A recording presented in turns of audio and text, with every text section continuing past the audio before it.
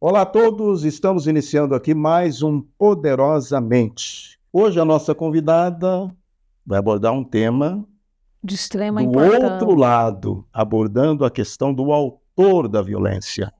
Muito se tem falado sobre violência doméstica, mas do ponto de vista da vítima. Hoje a gente vai conversar sobre o autor da violência.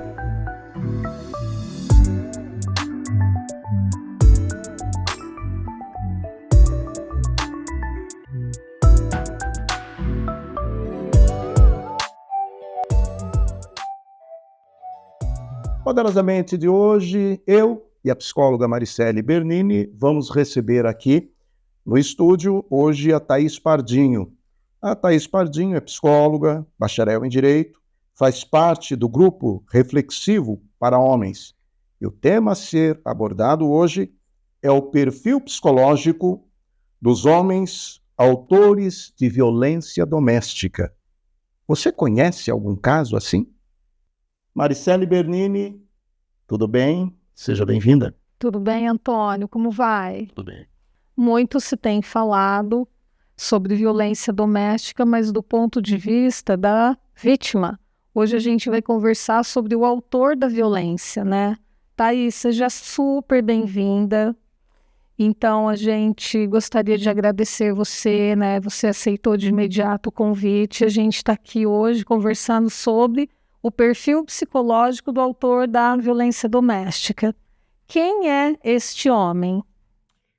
Olá, Antônio. Olá, Maricele. Muito obrigada pelo convite. Sou muito honrada de estar aqui, né, fazendo parte desse projeto muito bacana do Poderosamente. Bom, esse homem, né, que, como a Maricele trouxe, como se diz, da violência doméstica se é falado muito sobre a mulher, como ela trouxe. E a gente se esquece desse homem, né? Quem é esse homem? O que faz esse homem? Até que ponto que ele chega para cometer uma violência doméstica? E às vezes a gente só fala de proteger a vítima, de poder se atentar a essa mulher. Mas a gente se esquece que essa mulher vive dentro de um relacionamento ou dentro de um ambiente familiar em que há este autor, né? Então é muito importante a gente estar atento também quem é este autor, né? Também nas pesquisas, como na lei, né? A lei não traz que é o gênero masculino, como também pode ser o feminino. Porém, hoje aqui a gente vai falar mais, né, do homem, que é a grande parte, né, do maior número de violência cometida é pelo homem. Esse homem, como está nas pesquisas também, esse homem é um homem entre ali seus 20 a 59, 60 anos, um homem que tem uma baixa escolaridade, ele tem essa baixa escolaridade, ele estuda no ensino fundamental incompleto. Também nas pesquisas traz que a maioria das mulheres também é o ensino fundamental incompleto. Então, tem essa baixa escolaridade.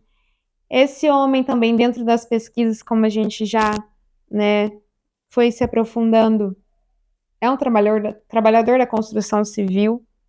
Então, é um homem de classe média baixa, vamos dizer, a maioria.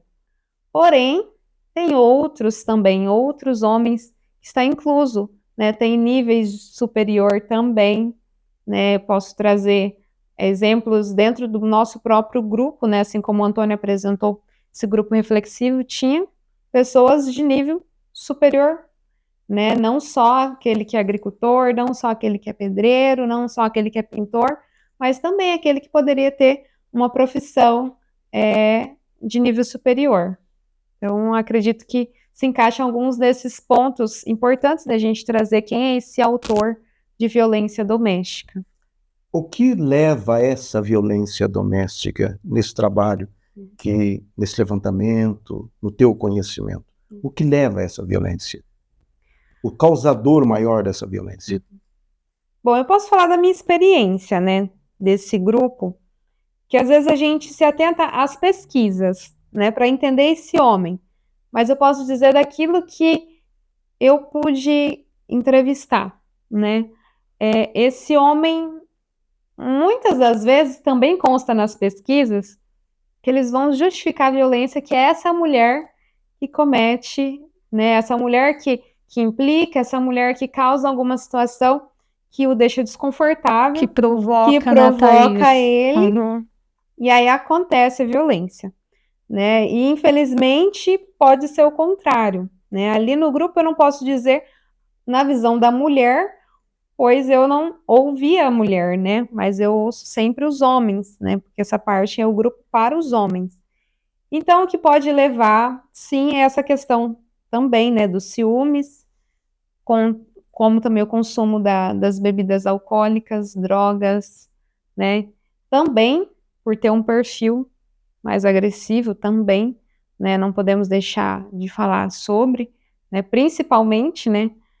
Que como, né, também traz nessas pesquisas que eu andei buscando, fala-se que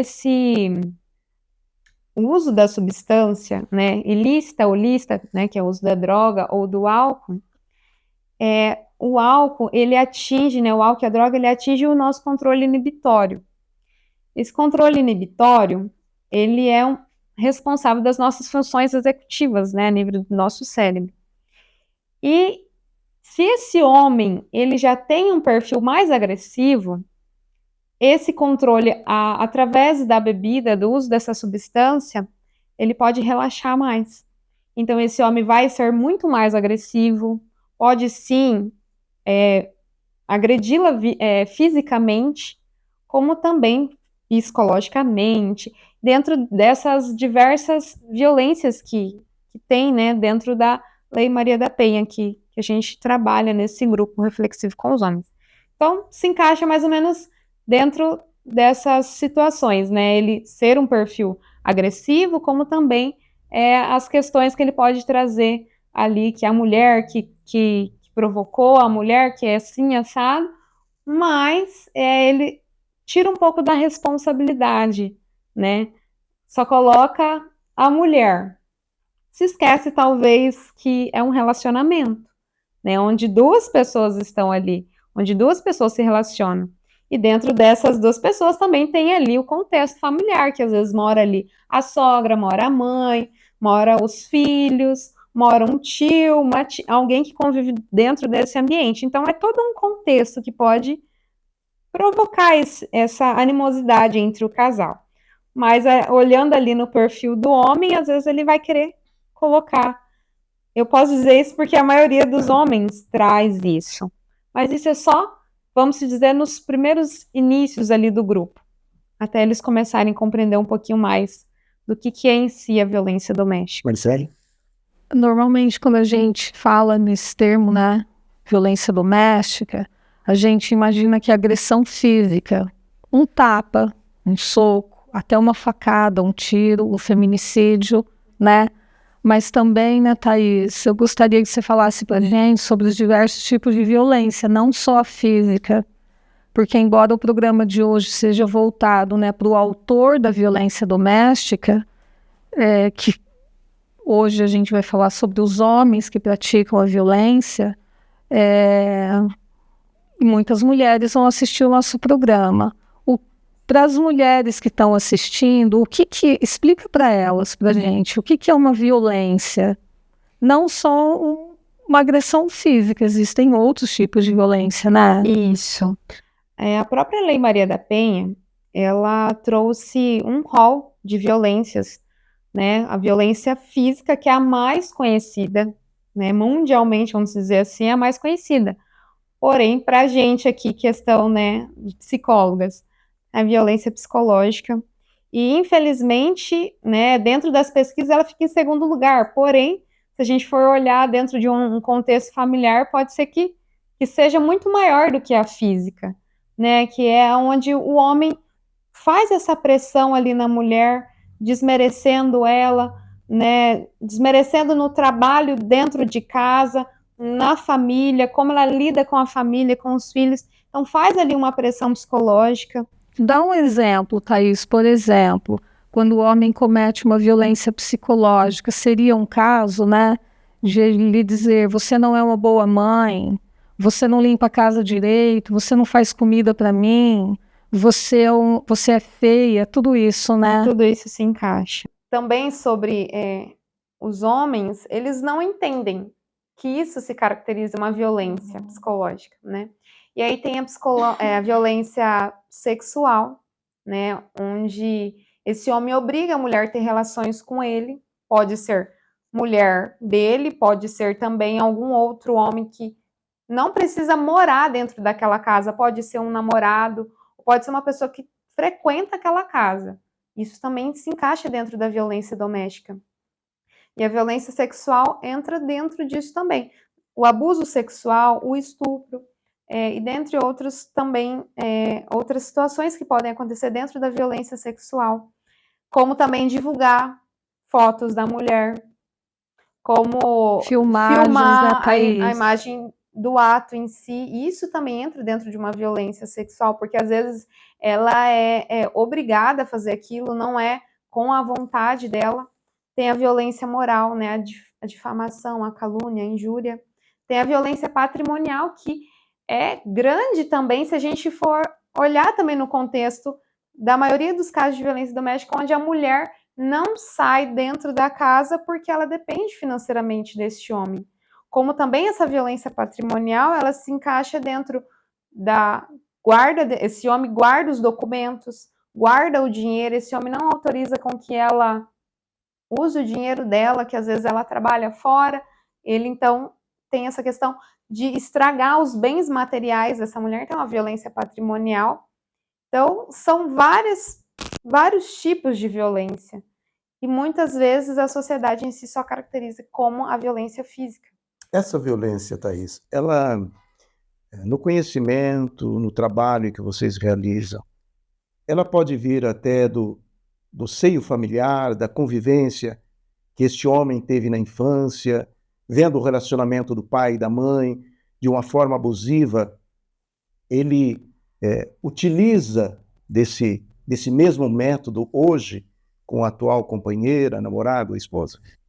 Pode sim, Antônio, pode refletir muito dentro até desse perfil, porque não somos uma ilha, né? Não moramos sozinhos, não vivemos sozinhos, não somos totalmente independentes. Sempre a gente vai depender de alguém, sempre a gente vai estar incluído em algum contexto, né? E principalmente se a gente for estudar um pouquinho sobre essa construção, né, da masculinidade, do histórico da masculinidade, sempre tem alguém que cometeu alguma situação de violência. Pode ser dentro de casa, como pode ser fora também, né, ali dentro dos parentes, né, tios, primos, também pode sim refletir. Tinha um caso de um homem que a mãe era muito agressiva. Só que nas entrevistas, na maior parte deles, eles falavam que o relacionamento familiar era muito bom. Ah, não, foi muito bom, meus pais se davam muito bem.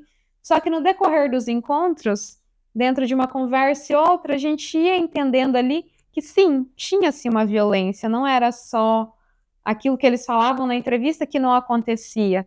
A gente conseguiu captar que havia sim alguma violação de algum relacionamento deles ali. E pode sim influenciar, né, na visão desse homem, de como tratar essa mulher, como que tem que ser, e não só dentro desse contexto familiar, mas é um contexto da nossa sociedade. Tipo assim, meu pai fazia e eu também posso fazer. E aí ele não é ensinado a se comportar, porque isso para ele talvez é o normal, porque só teve essa referência, né?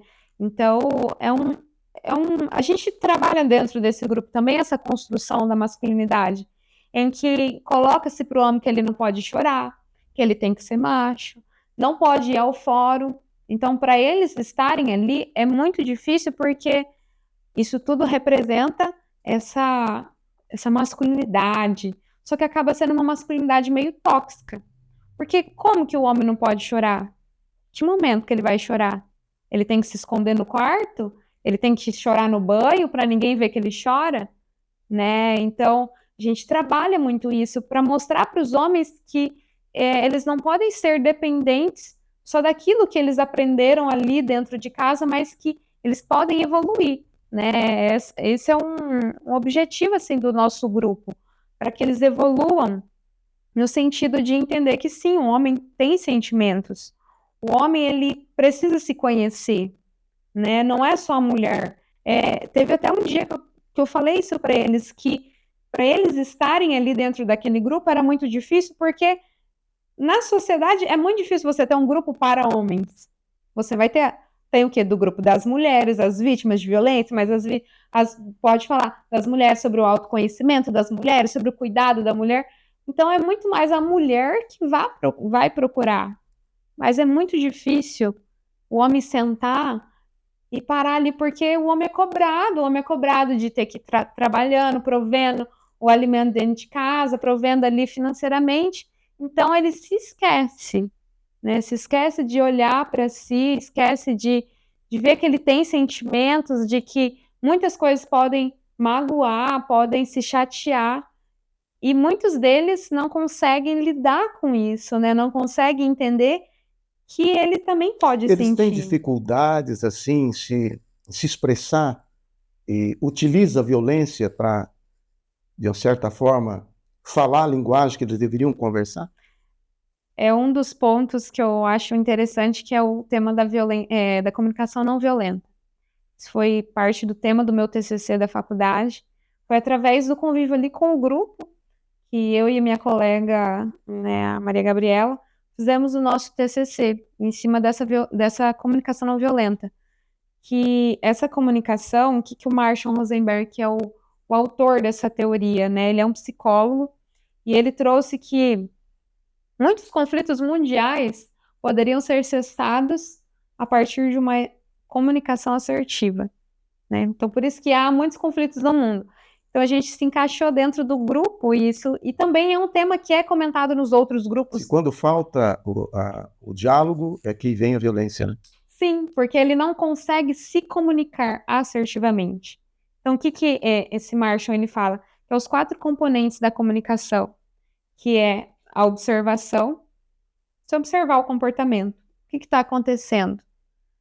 Observar, sem julgar, sem dizer, olha, essa pessoa ela está sentindo tal coisa. Isso você está julgando que uma pessoa está sentindo porque você não sabe o que a pessoa está sentindo. Então, só observar, olha, o fulano de tal, ele está agindo dessa forma, ele está sentado dessa forma, então você está observando. Depois, você vai observar o que você está sentindo. Então, eu estou sentindo a emoção da raiva, eu estou triste, ou eu estou alegre. Você vai olhar ali qual que é essa emoção que você está sentindo. Depois você vai ver qual é a necessidade. Então, dentro dessa necessidade, você vai se comunicar dentro dessa necessidade. Olha, eu preciso que a minha esposa, eu preciso que os meus filhos, eu preciso que o meu esposo entenda que eu preciso disso. Então, você vai entender qual é a sua necessidade. E por fim, o pedido, onde você declara assertivamente aquilo que você quer. Então, a gente trouxe isso para os homens para que eles pudessem observar o comportamento dentro de casa. Porque muitas das vezes, nós mesmos agimos violentamente com a forma com que a gente fala com as pessoas. Então, é importante trazer isso para os homens também, porque a única forma que às vezes ele vai expressar que ele não está gostando é às vezes xingando, às vezes talvez até forçando ali a mulher, ou às vezes até agredindo a mulher.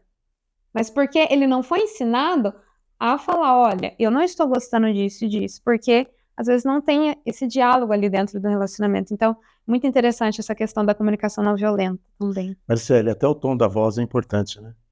A maneira com que é feita essa colocação, né? Do ponto de vista da psicologia, que o primeiro amor na vida de um homem é a mãe dele. Isso é psicanalítico, né? E o primeiro amor na vida da mulher é o pai dela. Então, é o pai que ensina para a filha como ela deve ser tratada por um homem. Tom de voz, o que ela suporta de uma relação. Porque quando a mulher vê o pai dela tratando a mãe dela, esse pai está ensinando para a filha, olha, é assim que você precisa deixar um homem te tratar, e vice-versa, né?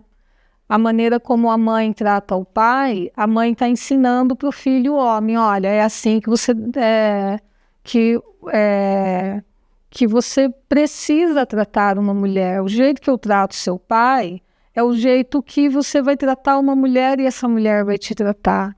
E é interessante porque é inerente da condição do homem se ater menos às questões emocionais. Então, no contexto clínico, né, Thaís, já deve ter acontecido com você, quando um homem vem para terapia e ele começa a falar dele, se emocionar, ele começa a piscar, ele não quer chorar, ele muda de assunto, e a mulher não, ela já vem para terapia e já começa a chorar. Então, eu imagino um homem, né, num contexto familiar, onde não sabemos, né, o que ele viu o pai dele fazendo com a mãe dele, e a maneira como ele viu essa mãe tratar o pai, como que fica o emocional dele, o tanto de conteúdo interno que ele tem para elaborar, e que ele acaba manifestando essa confusão, né, esses conflitos internos, às vezes não falando, né, se preenchendo de conflitos e descontando, né, às vezes numa não comunicação, numa comunicação extrema de violência, né? Eu digo numa não comunicação verbal, né? Dizendo para o companheiro, eu estou sentindo isso, é preciso conversar com você sobre tal coisa. Tem homem que não sabe conversar sobre isso porque não foi criado para falar sobre sentimento.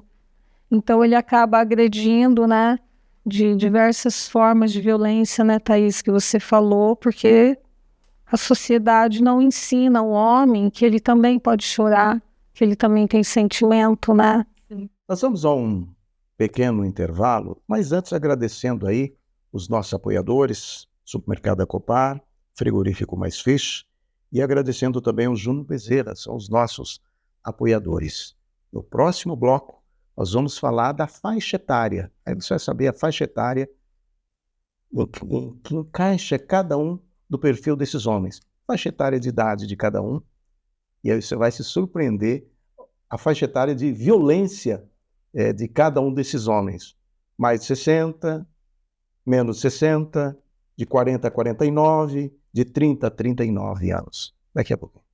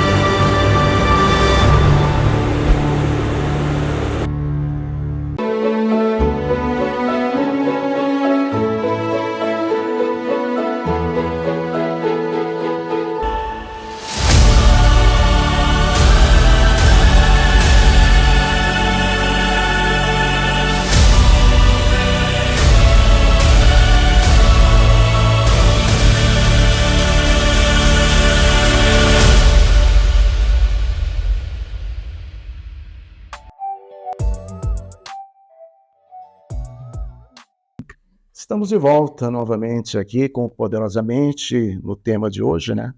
Falando aí do perfil psicológico do homem autor da violência doméstica. Recebendo aqui a psicóloga Thaís Pardinho, juntamente com a companheira de todos os programas, né, Maricele Bernini.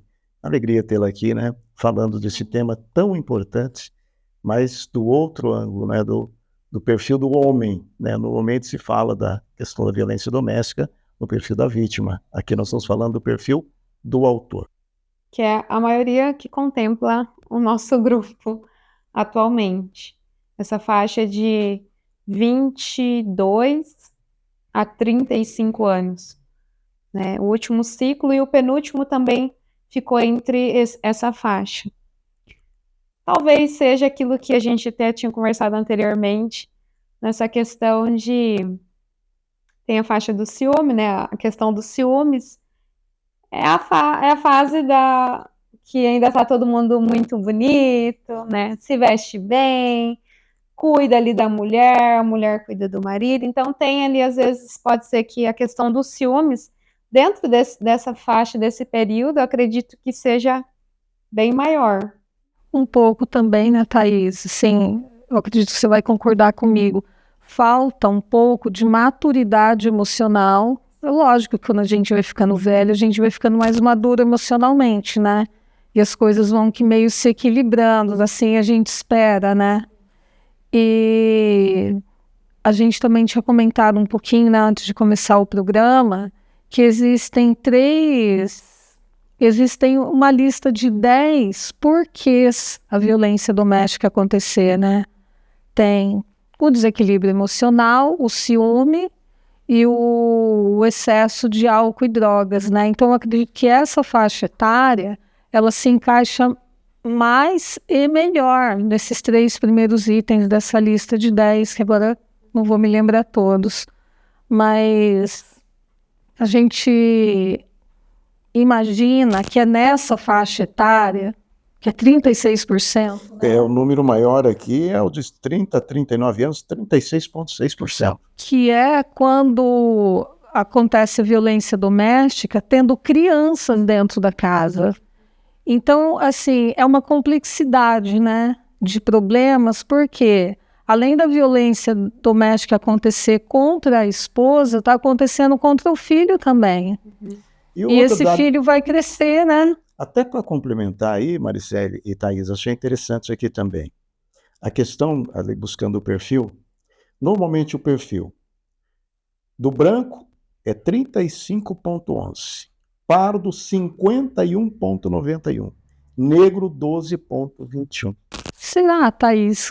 Não sei se você concorda comigo, eu vejo assim, que tem um dado que diz que a violência doméstica ela acontece mais em pessoas, em homens, autores de violência, que têm o ensino fundamental incompleto. E quem são essas pessoas? São as pessoas que têm uma renda financeira menor, que são os negros e os pardos. Acredito que por isso que a violência acontece mais. Mas aqui o negro está baixo, está 12,21, pardo 50,91 e branco 35,11. Quer dizer que inverteu aqui. Mas o pardo, Antônio, é a mistura do branco com o negro, né? Então, acredito que é por isso que seja maior. São as pessoas que têm ensino, até o ensino fundamental, completo ou incompleto. Você acha então que somaria aqui o pardo com o negro? Sim. E o branco 35,11. Eu achei interessante aqui Antônio, na psicologia, né, Thaís, nada é regra. Na psicologia, 2 e 2, às vezes não é 4, não são 4, né, 5, 3. Então, às vezes, né, respondendo a essa sua pergunta, as pesquisas indicam isso, mas pode ser que, vamos supor, numa região onde tem mais branco, o número ali vai ser maior de brancos, né, Thaís, que cometem a violência. Não, vamos supor, em que região do Brasil que existem mais negros e pardos? No Nordeste? Lá o índice de violência de negros e pardos vão ser maior, né?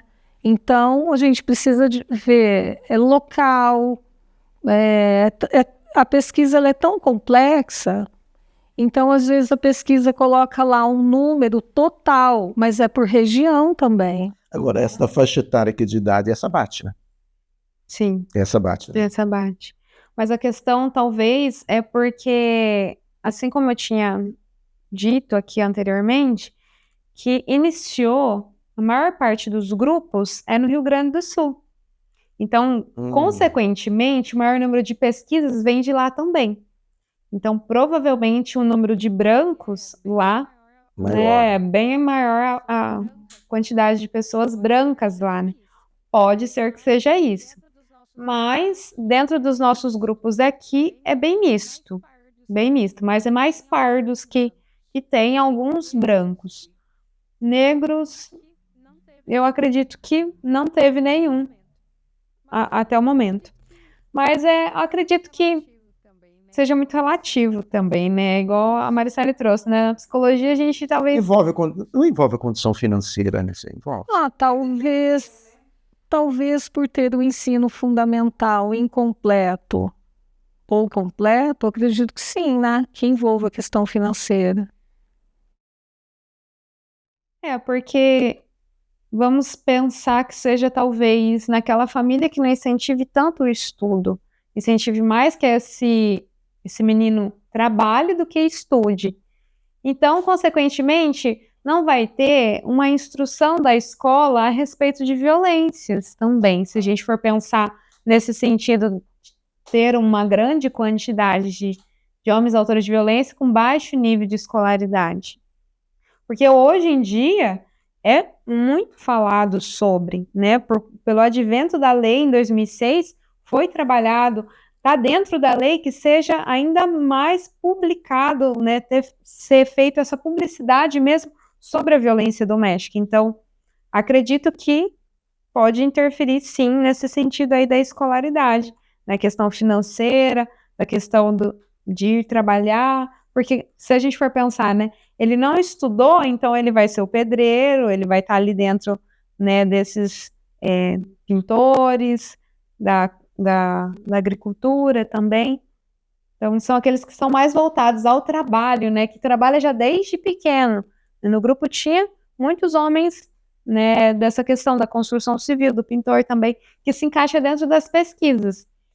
Só que a gente, igual a Maricele falou, a gente tem que ver a região. Tem a região. Mas sabe, Antônio, uma coisa interessante, a gente precisa também falar sobre status.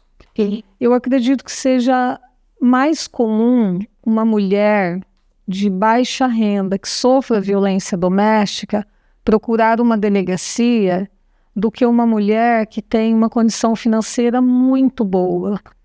Porque às vezes essa mulher, vamos falar mulher rica, ela apanha, mas por uma questão de não dar um escândalo na sociedade, ela não procura ajuda. E aí não vai aparecer nas estatísticas. Tem isso também, entendeu?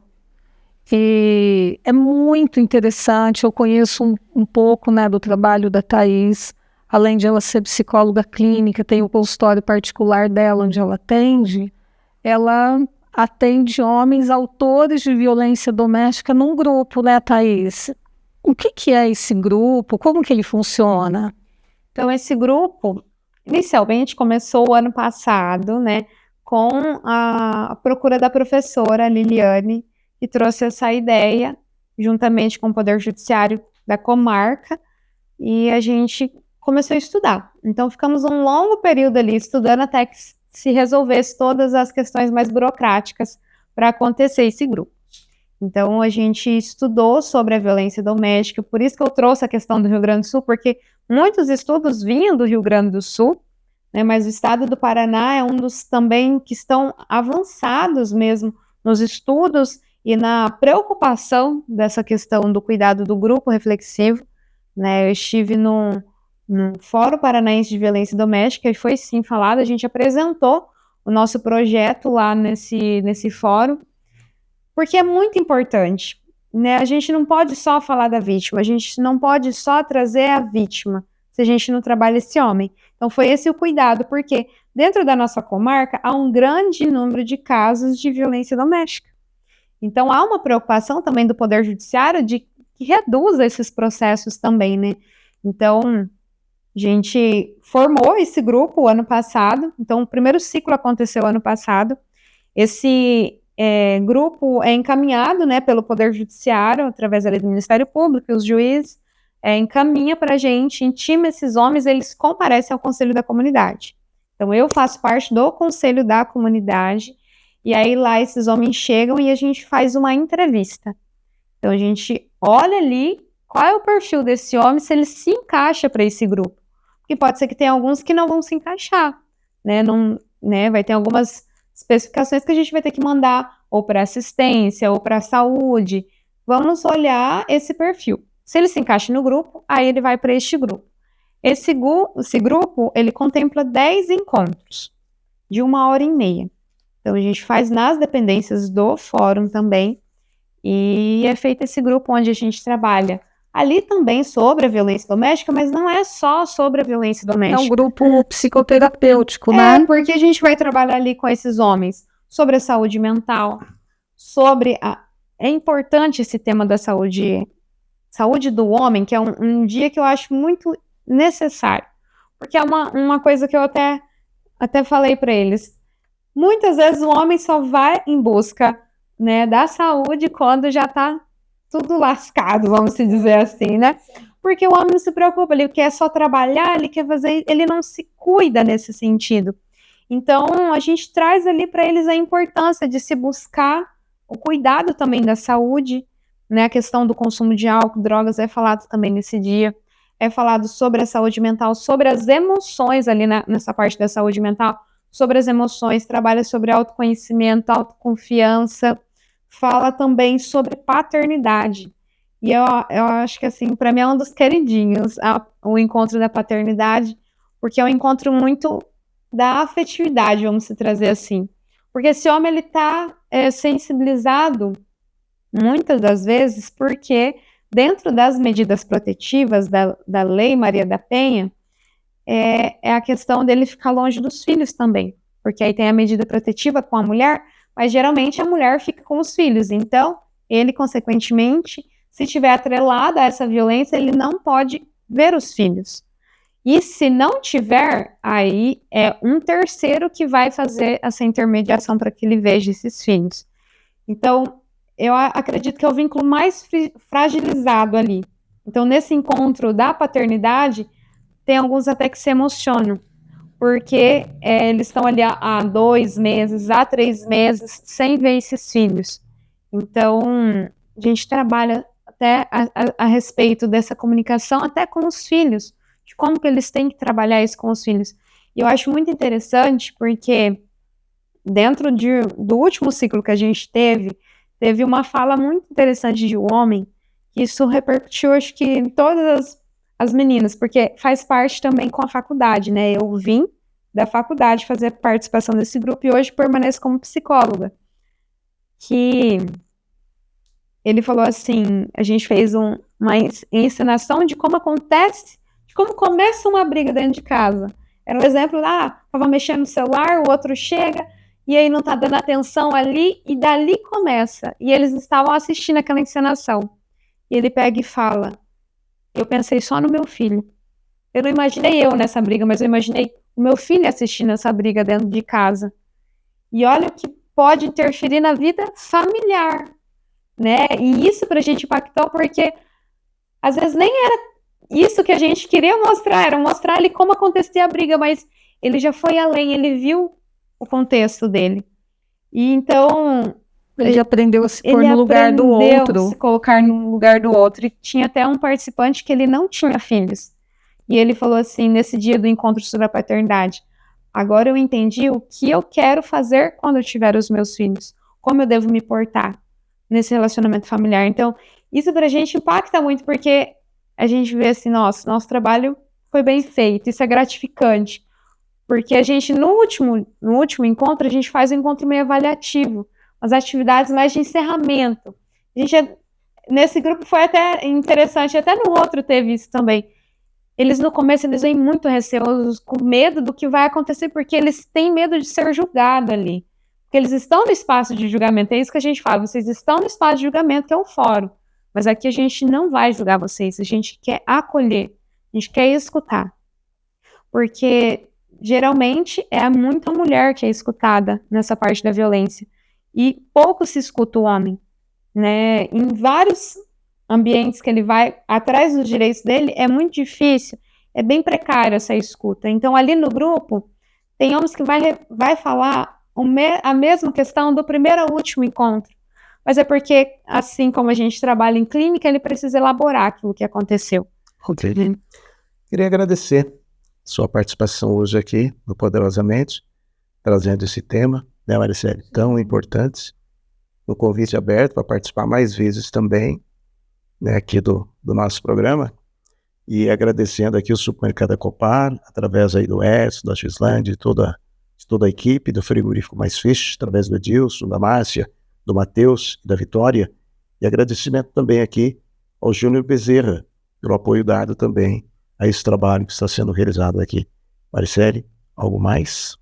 Thaís, é importante a gente dizer que esse bate-papo aqui é interessante para a gente levar ao conhecimento das pessoas que quando um homem é autor de violência doméstica, ele é acolhido, a gente não está tentando amenizar a violência, não está tentando passar a mão na cabeça dele, porque afinal de contas ele responde um processo, né, da Lei Maria da Penha, mas que se esse homem for acolhido e quanto mais grupos, né, iguais aos de vocês tiverem, mais esses homens podem se resolver psicoterapeuticamente falando e se tornarem pessoas mais equilibradas para que a violência ele não tenha reincidência, né?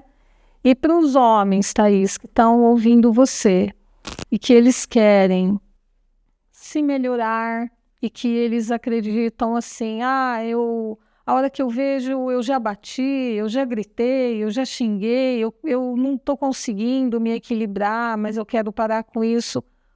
O que um homem desse, qual o caminho que ele deve seguir, o que ele deve fazer? Bom, pensando nessa questão, eu acho muito importante que ele, eu tenho certeza, que ele deva procurar uma psicóloga, um psicólogo para ser atendido, para ele se conhecer, para que ele se aceite, para que ele possa compreender aquilo que está aqui dentro, né, internamente.